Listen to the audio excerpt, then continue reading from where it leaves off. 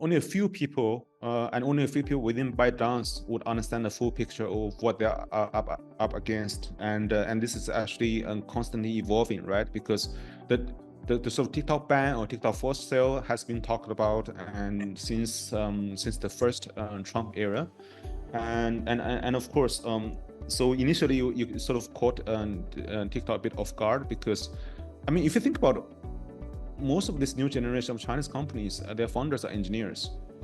They found an algorithm, or they found a way to reshape the supply chain, or they found a way to reshape the way how sort of content is distributed. Then they build amazing business out of that.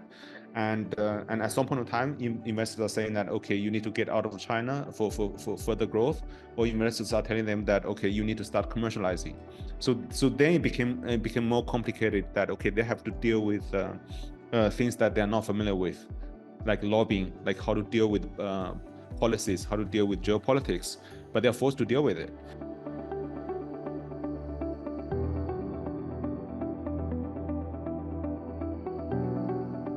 Hello, everybody. There's so much happening with Chinese tech giants. It's not just the incumbents that we are familiar with, like Alibaba and Tencent, but a whole range of new players that are coming on stream. Pinduoduo, Shein, but most important of all is TikTok, owned by this company called ByteDance. I came across a Chinese individual who has been a founder or the chief executive of startups in Southeast Asia, as well as being involved in the Chinese tech startup scene, who's written a book which gives us an incredible insight into how these companies are evolving. And there's one question that I want to ask him, which is, what do you think, or how do you think the TikTok saga will evolve or play out? And the TikTok saga is not just geopolitics with the US. It's also competition from other players from within the same ecosystem, and the impact of the technology itself. My guest today, or the person I'm speaking to, is Li Jianggan, who's written a book, Seeing the Unseen: Behind Chinese Tech Giants Global Venturing, which I highly recommend. Let's start this conversation by getting a little bit of a glimpse of your own career. The one you are today in Singapore, and I'm in Beijing. Yeah, which is interesting. And you are born in China, and then went out to Singapore to study, and then lived on. Tell us a little bit about that and about the businesses that you've run. Okay. Briefly, I was born close to Shanghai, and fast forward to when I was 16, the Singapore government offered a scholarship for me to study in Singapore. So that was back in year 2000, before you have all this access to information, mobile and stuff. And then my whole family wondered, Singapore, where was that? Oh, looks very small. Yeah, it seems certainly very hot. So there was lots of debates within the family before they could understand, because nobody had been there before. But fast forward, studied in Singapore, had a degree in computer engineering from NTU, Nanyang Technological University. Then worked for a few years, went to INSEAD to get an MBA. And when I was graduating from INSEAD, and that was the dual program, that was the dual locality between France and Singapore, and I got something interesting. So that was the whole sort of mobile internet was taking off across the globe. And you might remember back in 2012, 2013, everybody was building a taxi app, right? To help people hail taxis. This German group called Rocket Internet, they acquired a company in Brazil called Easy Taxi, and they were looking for someone to bring that to Asia. And it just happened that my neighbor back in INSEAD was personally connected to the guy who was running this program. And then they said, okay, do you want to run it? I said, sure. I don't know what it is, but sounds interesting. So he said, okay, I'm going to set up you with the people in charge, 2 Skype calls. And the same day they said, okay, how much budget do you need for the first 2 months? So that's how it started. I run a taxi hailing app for a year and a half in Southeast Asia, six major markets. and of course went through lots of challenges with things on the ground. I mean, managing teams, setting up things, setting up operations, and dealing with regulations, etc. Which I think it's less compared to what you guys have to deal with in banks, right? But back then it was a new thing, so nobody knew how to regulate them. So there was lots of communications going on. And eventually, after a year and a half, we decided to exit the market because compared to our competitor Grab, we focus on the wrong things. We focus on operations. We focus on how to make things efficient. I think Grab had the right strategy at that point of time. They focus only on one thing: market share. Because if you have market share, you can explain that, okay, to other people that, okay, we will improve our efficiency, we'll improve our operations. But if your market share is market number 2, it's hard to tell that story. Then afterwards, I was brought by Rocket to run another company called Food Panda, so food delivery, and that was also interesting and certainly more exciting compared to taxi, because you deal with food, and who is not passionate about food, right? So building operations, dealing with different kinds of cuisine, etc., until I got hired because when you are running companies like 24 hours, 7 days, 365 days a year, and you just don't get a chance to rest. And besides, it was not my own company, right? So at some point in time, I said, okay, I need a rest. So I left at the beginning of 2016. Curiously, some friends who were working for Rocket back then said that, okay, we are in Dubai, we're advising some local groups on how to run e-commerce, so you should come and help us advise on e-commerce. I said, I've been running food delivery and ride hailing, and they're different for e-commerce. And he said, you being Chinese already is a big advantage because everything's sourced from China. So you know how to deal with the supply chain much better than we do. So I ended up in Dubai for a while and as an e-commerce advisor, which was interesting because that allowed me to observe Shein from the very early days when they were actually just making some waves, but not many people knew about them. In 2017, I came back to Singapore, met up a few retired Chinese entrepreneurs, and they advised me saying that, hey, you should build something on your own. I said, I don't know what to build. They said, okay, how about you take some money first? So with that, I studied Momentum Works, and initially as a venture builder. So we took some of the Rocket Internet experience and started building multiple companies, mostly in Indonesia. Failed most of them, but kind of fortunate to have company which was acquired in January 2020, a week before the pandemic. And I think since the pandemic, we have taken a step back because we have reflected about venture building, and we have reflected about the whole tech and consumer landscape in Southeast Asia. And we became a little bit more optimistic rather than just going all in one particular venture or one particular area. So this is what we do now. And I think some people think that we are a key opinion leader because we publish lots of opinion pieces. Some people think that we are a fund because sometimes we get involved in tech startups. And some people think that we're advisor because consulting companies, because sometimes we give advice. But we do a bit of everything at the moment, more like ecosystem players. So we call ourselves a venture outfit now. So amazing. Now that sets the stage for the conversation we're going to have, because you are unique as a Chinese individual because being born in China and being Chinese national originally, you have an inside view of all of the Chinese tech startups.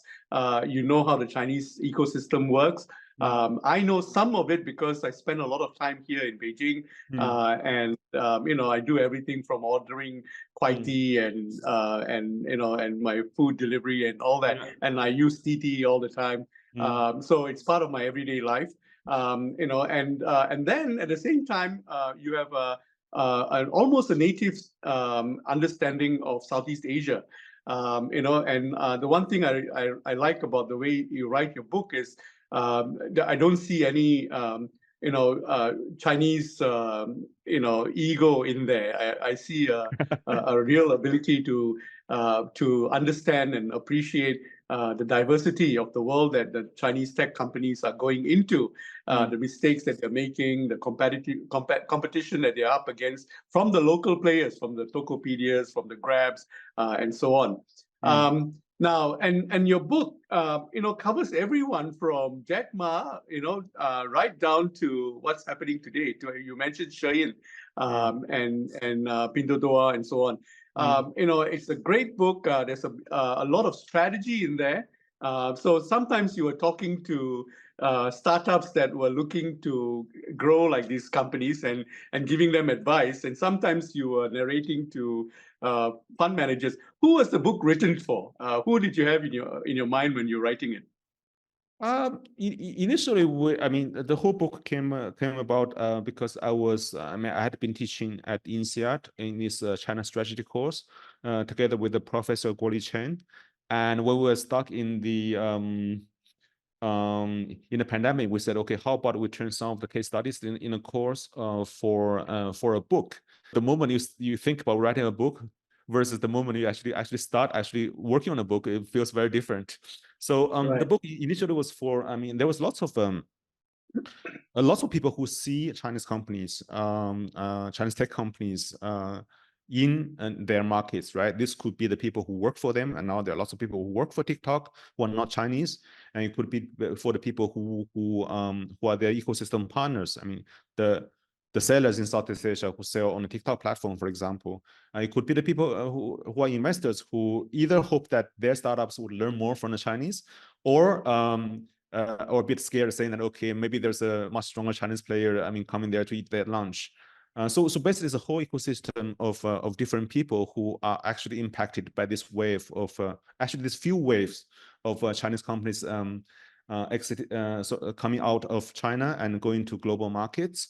And initially, everyone saying that, okay, these companies are more efficient, these companies are great, these companies are ruthless, and we should be scared of them. Then there came a wave of people saying that, but they face immense challenges outside China. They can't manage their people, and their product is too sophisticated to the market, etc., etc. So there came a moment of people saying that, okay, maybe these companies will not work outside China. But then there came another wave, right? TikTok Shop, TikTok plus TikTok Shop, Temu by Pinduoduo, etc., etc. That is refreshing people's understanding. The previous wave didn't really work out, and there's new wave coming out. How should we take off them? Yeah. Yeah. In fact, what I also like is you talk about their failures and their weaknesses as much as their, as their successes. You mentioned, for example, why WeChat didn't take off in India. Very simple reason, because the whole application was 40 megabytes. And Indian iPhones at that Indian phones at that time couldn't carry that. And also, another very big challenge in India is that in China, the friend circles work very differently, right? You need to add a friend, and the other party needs to approve. I think in India, this is counterintuitive. Why do I have to actively add, and the other person has to actively approve? So that's a very, very subtle difference, but it makes and breaks the product. Actually, I'm fully familiar with what you're saying, because I use WeChat for my global communication, and I see the difficulty that my employees in different markets have. So that's exactly the problem that the Indian employees had. And then the ones in Southeast Asia, when you wanted to reinstate your account, you needed to get a friend to validate you, which was way too confusing. And then my staff in the Middle East and so on. So so there you have globalization, taking a product that is fully developed in an ecosystem in China and then trying to replicate that. And that's why some of the American platforms like WhatsApp were able to move so much faster, because they just kept it simple and focused on globalizing first before even thinking about adding functionalities and the issues that you discuss in your book. Anyone who reads your book will see everything that needs to be understood about supply chains, about how the tech giants succeeded and how they compete with each other, all of that. What are the options available to TikTok, to ByteDance, now with the US sanctions, on the table? Now, give us a fuller picture of what ByteDance is up against, and then put in context the US sanctions problem that it's facing. Only a few people and only a few people within ByteDance would understand the full picture of what they're up against, and this is actually constantly evolving, right? Because the sort of TikTok ban or TikTok forced sale has been talked about and since the first Trump era, and of course so initially you sort of caught TikTok a bit off guard, because I mean, if you think about most of this new generation of Chinese companies, their founders are engineers. They found an algorithm, or they found a way to reshape the supply chain, or they found a way to reshape the way how sort of content is distributed. Then they build amazing business out of that. And at some point of time, investors are saying that, okay, you need to get out of China for further growth, or investors are telling them that, okay, you need to start commercializing. So then it became more complicated, that okay, they have to deal with things that they're not familiar with, like lobbying, like how to deal with policies, how to deal with geopolitics, but they're forced to deal with it. So from what I see, I mean, what people's initial reaction usually is that, okay, I don't know how to do it. I look around my team. I don't. My team are all engineers and operational people from China, so I don't think they can do it. So how about if I hire the most competent in the market to do it? You remember at some point of time, TikTok hired this Disney executive as the CEO. Yes, the CEO for US.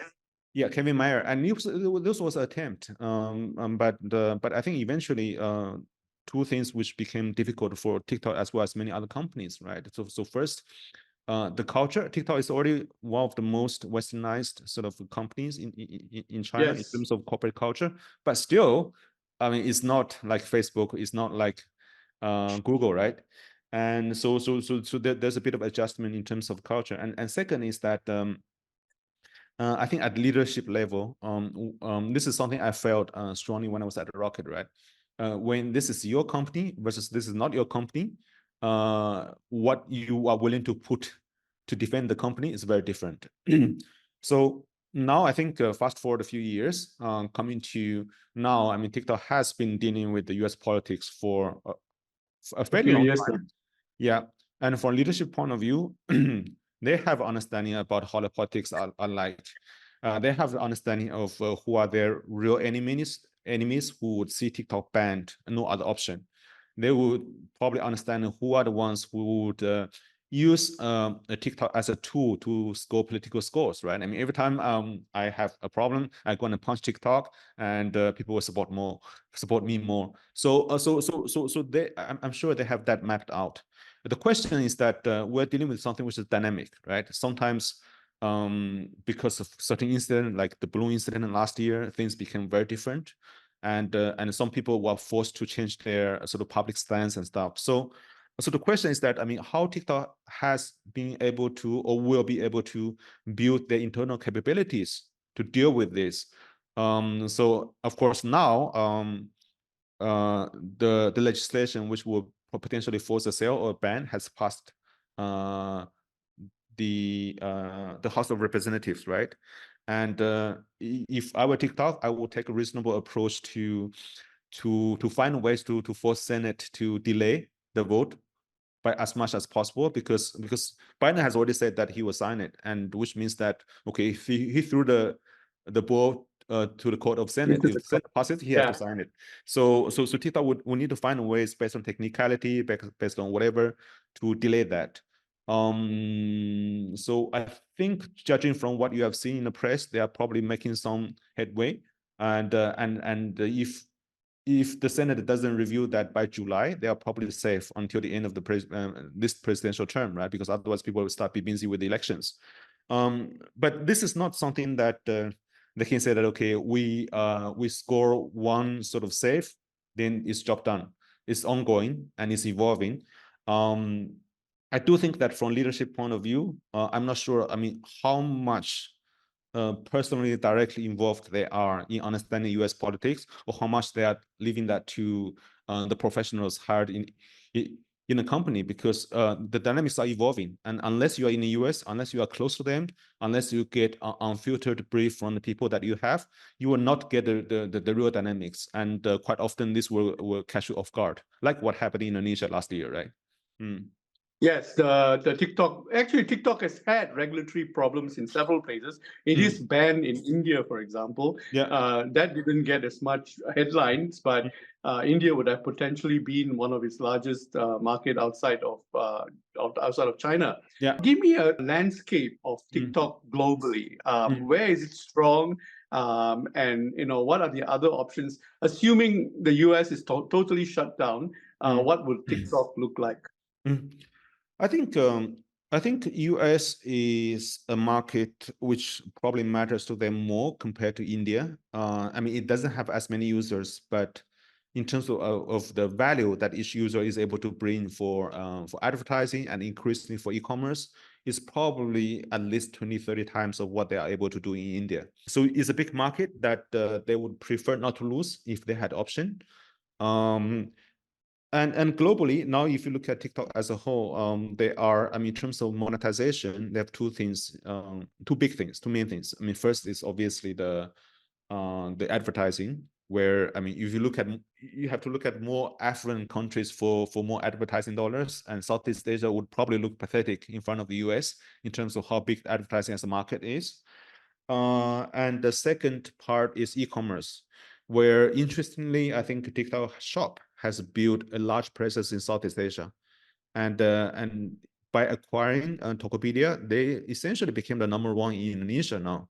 So Southeast Asia, which to them initially might not be very attractive, now because of this uncertainty in India, might become their biggest market. And of course, they will always look for expansion, right? But unlike Southeast Asia, you can have a lot of executives, a lot of people you hire locally who actually speak Chinese, who understand the Chinese culture better than, I mean, people in the West would do. When you go to other places, when you go to Brazil, for example, when you go to UK, for example, things are different. And you might not be able to run the operations as efficiently. So I do think that if US becomes a problem, TikTok will probably need to, I mean, sort of put more resources in Southeast Asia to make sure they win in Southeast Asia. And the other markets, I mean, depending on how much they can allocate their key people, we'll see. This is uncertain because there are a few markets which they try to get into, but they face obstacles. Right. Now, at the same time, TikTok is up against the technologies that challenge. Mm. I love the thing that you write in your book about social commerce, right? Where what you're saying is that the content is the product, is the ability to create conversations on the platform is where the commercialization comes from. And at the same time, the technology itself is going into AI, into the metaverse, into deep fakes. So the whole short video game is in itself changing. So what's TikTok or ByteDance up against on the technology front? I think the whole AI thing is reshaping e-commerce, is reshaping lots of things, and all the major platforms, they are exploring of, I mean, how this will eventually take shape and how they will force themselves not to be left behind during this shift. I mean, if you look at what happened in Alibaba, I mean, like, they have been going through a major transformation for the past year, and whole mantra is AI plus e-commerce, right? They want to make themselves adaptable to a future which might be drastically different from today. I think same for TikTok. So we went to Guangzhou and Shenzhen last month, and we're going to Hangzhou next month to understand deeper about the live commerce ecosystem in China. So what kind of surprised me was how deep AI has already been used in live commerce. So not a single MCN, a multi-channel network that we have visited, has not adopted any sort of AI, and many of them actually use AI extensively to digital humans, video generation, etc. So there's lots of activities already happening, and I know for TikTok per se, I think Zhang Yiming, the founder, he has quit the day-to-day management and he actually focused a lot of attention on AI. I mean, because he's an engineer after all, and he's in the process of figuring out, I mean, what the future might be like and how should I or my company be prepared for this future. So it's uncertain, but people are making lots of effort to make themselves future-proof. Now, what would you say would be the competitive advantage that Kuaishou has against TikTok right now? Because it is a up and coming competitor. Kuaishou is interesting because outside China, not many people talk about it. But if you look at the GMV of e-commerce or active user base they have in China, it's not that far behind TikTok or Douyin in China, right? So I remember, which year was that? 2015, 2016, and when I was in Beijing, and some investors were telling me that, hey, have you heard of this app called Kuaishou? And nobody around me uses it, but apparently it has 200 million active users. and then they started looking at it. I mean, for anyone who is educated, and you said, okay, this is cheap entertainment. This is even like, at the lower end compared to what TikTok has to offer. But over the years, it has built, I mean, at least in China, a good network of people who produce that kind of content, which are closer to the hearts of people who are in lower tier cities and who are in the countryside. And these people have very loyal following. So that kept Kuaishou going, and people will buy things that these people promote. And Kuaishou actually started expanding globally. I think a bit earlier than TikTok. So one of the markets that are doing actually fairly well is Brazil. And we do host Brazilian companies and investors from time to time, and people keep telling us that, okay, this is Kuaishou. I don't know why they're in Brazil, but people like it. So so I do think that TikTok has some critical advantages over Kuaishou in terms of technology, in terms of funding, because they're more recognized, they have better names, they have more access to capital. Kuaishou is a publicly listed company. You can look at how their performance is, right? For any leader in China, they are probably paranoid, right? They look at a technology competitor that's out there that might be like 1/4 of my size, but they're still there. So they will try all the ways to make sure that, okay, this competitor doesn't come up to the same volume as they do, or eventually overtake them. Right. Now, another company that I thought might get into trouble in the US is Pinduoduo, right? It's so successful in running Tmall, and it does, and this is a problem that Chinese companies may not well be handling it very well. I didn't think that putting the Singaporean guy on the stage to front for TikTok in the US was a good idea, because I thought Yiming would have been the right person to sit there and and take the flag and take ownership. He doesn't even know how to deal with the Chinese government. He doesn't even know how to deal with the China, and it's not in his nature. And I think I think initially he's a bit of a tricky guy, because his first venture was actually banned by the Chinese government. He had this news platform that was banned, so he does skirt around regulation a lot, but so he's in one sense he's an engineer, but on another sense he does things that gets him on the edge of regulatory issues, both in China and the US. I think this is something that the Kuaishou founder actually mentioned earlier, right? Because those are all engineers. They find a way to do things more efficiently, distributing content to people. Then they discovered that, okay, the content that people like to regularly consume might not be the content which the government wants to promote. So it can become a little bit problematic. I think they are trying to adjust to the regulations. And look, I mean, they came from engineers and become businessmen, and of course a key sort of interest for them is to protect the business, right? To make sure that the business survives. Coming to show, I do think that TikTok tried to hire Americans that Kevin Mayer would discuss just now, but I think it has gone to a stage where it is a bit difficult for any American executive to be able to step forward saying that, hey, I want to fully represent TikTok. Yes, but what Pinduoduo is doing is trying very hard not to be seen as a Chinese company. So the Pinduoduo listed in the U.S. is it's a Cayman Island company with a registered office in Dublin, and yet it is really very much a Chinese company. Do you think that any Chinese company that scales to become successful in the U.S. might have these same issues, and what are the options available to deal with them in the future? And I guess it's not just the US, it's just that all of the large countries, TikTok had these issues with the small business community in Indonesia, but it seemed to have handled that very well because it's going back into the market. Brazil would have its own regulatory issues and so on.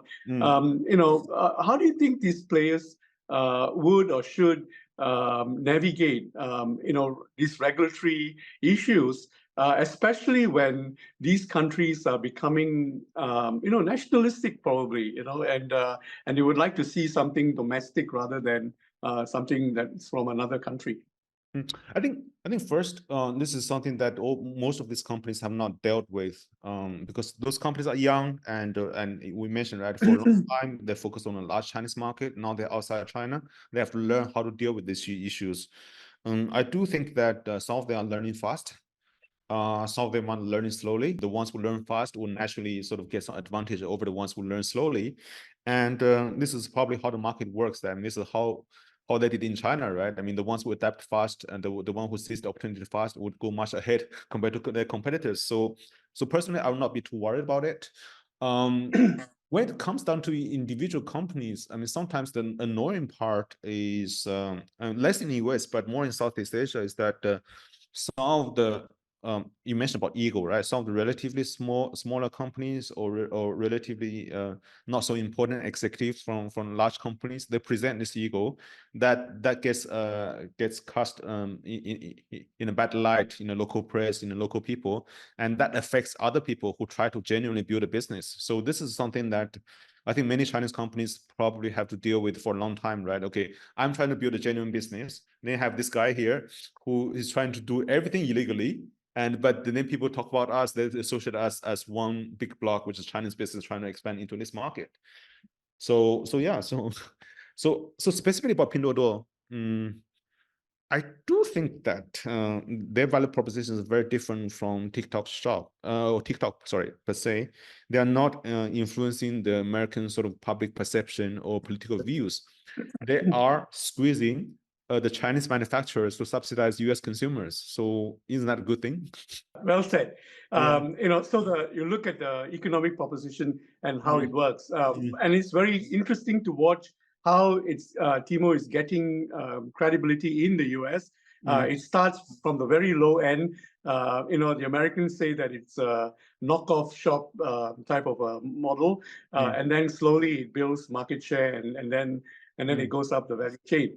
The way I see it, the area in which the Chinese tech giants are revolutionizing the world is in supply chain. So whether it's TikTok going into e-commerce or Pinduoduo or any of the players, you got Shein and even Taobao and so on, even NetEase and whoever is putting out content out there, e-commerce is one of the revenue generation capabilities that they want to excel in. And the Chinese players do excel in e-commerce, from everything from content generation to creating followers for net influencers, right down to fulfilling a transaction, right down to building warehouses in market in order to reduce the cost of transmission and so on. That's an amazing revolution that's taking place in the world today that we are not aware of, but which are being driven by these tech giants. Now, a lot of that has to do with the fact that China itself is the world's largest manufacturer of almost everything, right? 30% of global manufacturing output originates in China. Now, that being the core proposition of China as an economy, do you think this will change? Or how do you think this whole supply chain-driven e-commerce infrastructure or global playing field evolve over time? Mm. I, I, I, I mean, over the last year and a half, I actually spent quite a bit of time, I mean, going around in the manufacturing hubs to visit some of the factories, because we're trying to understand, I mean, exactly what is driven all this e-commerce wave and actually waves, and how much of that is sustainable. The sense I have is that, okay, of course, people are looking to diversify. I mean, people are looking to leverage Vietnam, Cambodia, Indonesia, or Mexico. There's like a lot of Chinese factories being set up in Chinese-owned factories being set up in Mexico now to basically deal with two things, right? I mean, first is the geopolitical risk and all the policies associated with that, and the second is interestingly, this doesn't get talked about a lot, is speed to market. I mean, Shein asked their suppliers to build factories in Turkey, in Mexico, because they want to serve their European customers and American customers fast. But at the same time, and when they try to deal with supply chain in all these markets, one thing they have realized, which I think a lot of people have told me, is that first, initially they had the hypothesis that the Chinese workers are more hardworking, but then I have like people telling me that, oh, I look at the Turkish textile workers, they're as efficient as the Chinese. I look at the Mexican textile workers, they're actually working harder than the Chinese. So this is the interesting revelation they had. Then they go and study the industrial policies in different countries. And then they started realizing that, oh, it's not, I mean, this country is not competitive. It's not because people are not hardworking. It's because of tax structure. It's because of inflexible employment arrangements, etc., etc. So I think those structural issues will unlikely change, which means that in the short term, I think in terms of flexibility, Chinese manufacturers will just still have a lot that entrepreneurs in other countries might not have. And then comes the issue of scale, right? So a lot of Chinese factories moved to Vietnam. They realized that, okay, they still have to depend on the supply chain in China for raw materials, for intermediate products. And Vietnam itself finds it difficult to replicate that because it doesn't have a large domestic market to make sense. So I do think that unless there's really unfortunate event happening at a global scale, I do think the advantages of Chinese manufacturing will still be there.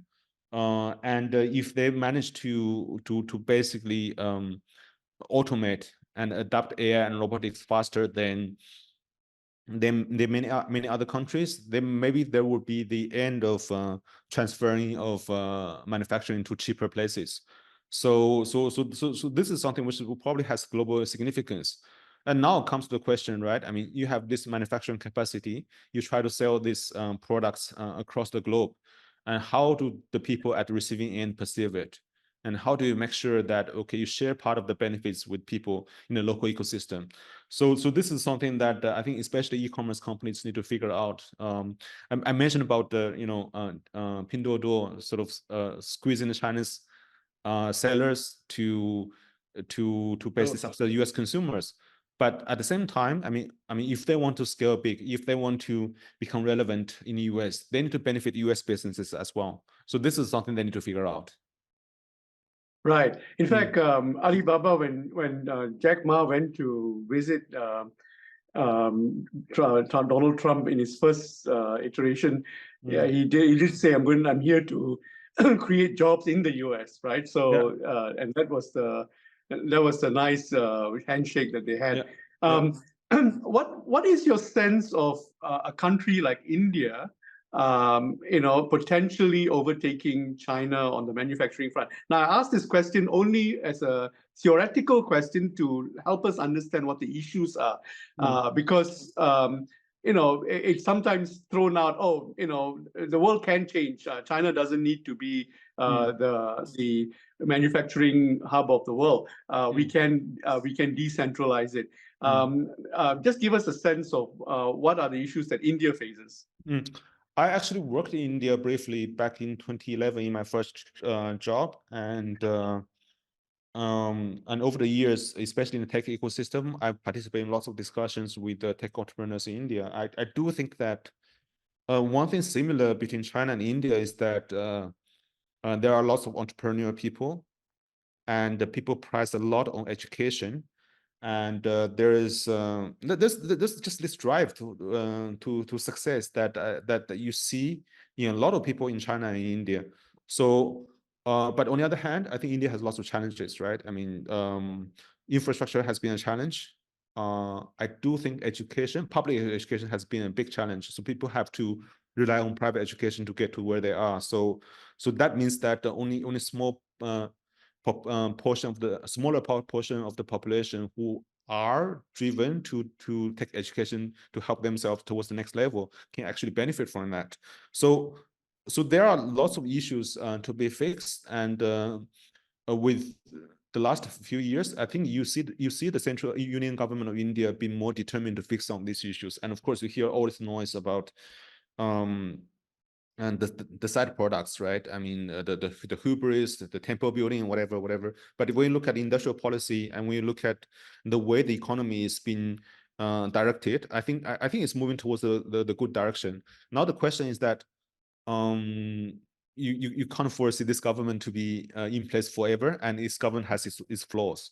And how do you balance the drive for economic growth, the drive for industrialization, the drive to solve all these industry issues? I mean, solve the, for instance, the teacher absentee rate in India. So all these issues require a strong hand to solve. And how do you balance that with the democratic setup, the federal setup of India? So this is going to be an issue, and it will take I don't know, 1.5 to 2 decades to do that properly. And would that actually happen? And would the other forces in society actually prevent this from happening? So this is something which is interesting to watch. Yes, in fact, there was an Indian economist, Raghuram Rajan, who pointed out that malnutrition is still an issue with 35% of the of the baby the cohort of babies being born. So they have very basic problems to face. In fact, everything that other countries are unable to do, you look back to why China was able to set the infrastructure for its amazing rise. And it was those years after the Cultural Revolution, 1976 to 2000, where China really essentially invested a lot in reducing rural poverty, education, broad-based education. Literacy rates went up to 97%. India, I think, is still 70-odd%, all that stuff. In fact, I just brought that up to give a sense of what are the alternatives that some Western commentators think about and what they're up against. Final question. The funding base. In the early days when Tencent first set up QQ, it looked really amateur simply because it didn't have the funding base. And then from about 2007 to 2014, the Chinese players were very well funded. In fact, they were the darling of the global capital market because investment banks like Goldman Sachs wrote themes that the future belongs to large countries and the future belongs to China. And now we are in a recession of sorts. The Chinese companies cannot actually access US capital markets very well. And state funding has its limitations within China. How will all of this evolve? And especially given your own personal experience in working with Rocket, in being exposed to SoftBank, which, by the way, actually provided the first line of valuations for some of these assets. If it wasn't for the Rockets and the SoftBanks, some of the startups will not have seen the valuations that they have. When you say a company is $1 billion valuation, what you're saying is you have the backup investor base to support that before it goes on to an IPO.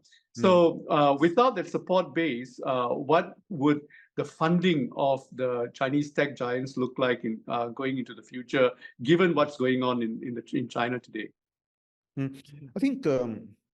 I think definitely I fully agree with you that the US capital or global capital, I mean, largely US capital, provided a lot of assistance and actually enabled the whole sort of ecosystem to develop in China, right? I mean, look at companies like Meituan, etc. the global capital was patient with them for many years until they reach a scale where they can actually derive efficiency and make enormous profit. The challenge is that I think the challenge mainly is the lack of exit. When you try to IPO in the US, there are issues.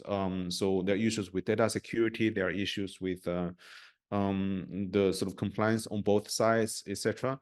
And we'll try to sort of IPO within China. The government favors deep tech. It doesn't favor consumer tech. And so it makes ground up innovation to achieve large scale a little bit more difficult. I mean, but when I say large scale, it means that the scale that we have seen with some of the top companies, right? Alibaba, Tencent, Pinduoduo, etc. But still, you do see companies achieve reasonable scale. Like one of the companies we visited in Guangzhou last month, complete unknown. They built like health supplement products and sell on Douyin, the Chinese version of TikTok, and they did 2 billion RMB sales last year. So you still have reasonably like mid-sized companies being built. You still have the competition pushing the innovation ladder, but I think for something which is of major scale to happen, something which is I mean, building like some companies which have the global competitiveness, which can actually be a global giant, you do need to have the IPO channel open, and that will require I think the regulators, not only the regulators, but also the sort of the politicians on both sides to come to some mutual agreements. I don't see that happening yet. So so let's see. I mean, there's a change of administration in US end of this year. So hopefully, I mean, I don't know. I don't know what kind of change that will bring, but I mean, for venture capital to be willing to invest in tech extensively, they need to have an exit route. They need to have the IPO route. Li, you've given me incredible insights. I highly recommend anyone who's listening into this conversation to read your book. It's very readable, and it's it makes Chinese internet startup tech startup strategy look so simple, and yet It's not simple. It's the execution that makes the difference, right? Yes. Well, they keep it simple, don't they? The ability to make decisions quickly and respond to different markets and so on. Yeah, they have to. Otherwise, they can't deal with the complex and constant changing market. They need to be agile. They need to respond fast. Do you see a time when they will start to stymie? They will start to crystallize and become very corporate, or it will just be a case of the next wave of players just overtaking the current wave players? I think for tech, so 5-6 years ago, everybody thought that Alibaba had won the e-commerce game, right? 80% market share, the other 20% going to JD. And then you see Alibaba becoming a little bit corporate, right? So people constantly have lots of time to do reporting instead of actual sort of execution. And lots of new initiatives are launched, but not followed through. But you see, over the years, the market is punishing them, right? So the market share has dropped from 80% to 45, 48%. Now they see the crisis. They try to innovate. They try to sort of remove some of the barriers. So I think as long as the market is dynamic, as long as competition is there, it's hard for these companies to become very corporate. Thank you very much, Li Jianggan, and I again totally recommend reading your book. Thank you for having me.